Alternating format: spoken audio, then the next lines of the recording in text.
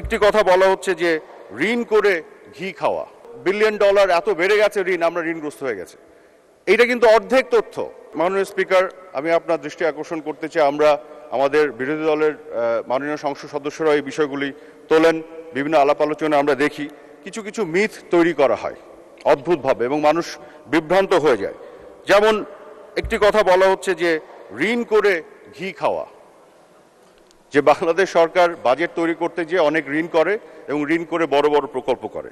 এখন আমি যদি এভাবে একটু বলি যে এই বাজেটেও যে 2,56,000 কোটি টাকা ঘাটতি বাজেটে যেটি রাখা হয়েছে, যে বৈদেশিক উৎস থেকে এবং দেশীয় উৎস থেকে ঋণ করা হবে, সেটি কিন্তু আমাদের জিডিপির 4.6%। 5%-এর ভিতরে যদি থাকে সেটি কিন্তু গ্লোবাল স্ট্যান্ডার্ড। আমেরিকাতে এখন ওদের জিডিপির কত শতাংশ তারা ঋণ করছে? 6%-এর উপরে। এখন প্রশ্ন হলো এই ঋণটি করা কি ভালো না খারাপ?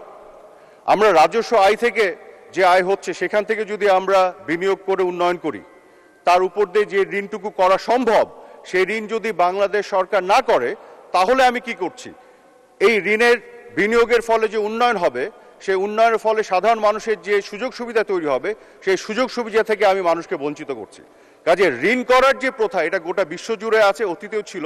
তবে যেটি বলা হয় এটাকে সহনীয় মাত্রায় রাখতে হবে, এবং সেই সহনীয় মাত্রায় কিন্তু আছে। জিডিপির 5%-এর নিচে 4.6% এই ঋণ আছে।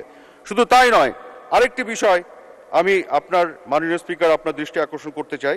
এই ধরনের বক্তব্য দেওয়া হয়, আমরা দেখেছি যে 2008-9 সালে বাংলাদেশের জাতীয় যে ঋণ সেটি ছিল 38 বিলিয়ন ডলার।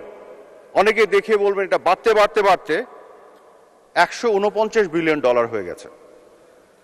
আমাদের বিরোধী দলের মাননীয় সংসদ সদস্য অনেকে এগুলো বলেন, বিভিন্ন আলোচনাতে সভা সমাবেশে বলা হয়, এবং এত বিলিয়ন ডলার এত বেড়ে গেছে ঋণ, আমরা ঋণগ্রস্ত হয়ে গেছে।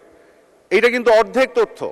পুরো তথ্য হচ্ছে যে আমাদের যখন 38 বিলিয়ন ডলার ঋণ ছিল, তখন আমাদের সম্পদের পরিমাণ, জিডিপির আকার কত ছিল? তখন জিডিপির আকার ছিল 110 বিলিয়ন ডলার। আজকে যখন 149 বিলিয়ন ডলার ঋণ, তখন জিডিপির আকার 420 বিলিয়ন ডলার।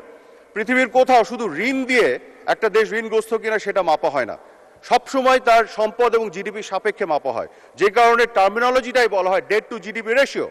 তো আমার যখন 38 বিলিয়ন ডলার ঋণ ছিল, তখন আমার ডেট টু জিডিপি রেশিও ছিল 34%, এবং এখন যখন 149 বিলিয়ন ডলার ঋণ, তখন ডেট টু জিডিপি রেশিও 36%।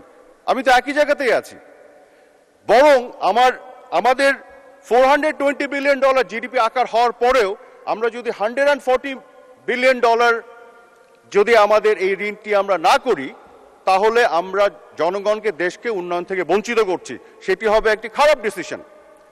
55 যেটি বলা হয় আমাদের টোটাল এই মুহূর্তে, আমরা যদি ডেট টু জিডিপি রেশিও দেখি সেটি কত পার্সেন্ট আছে? 36%, যেটা আমি বললাম।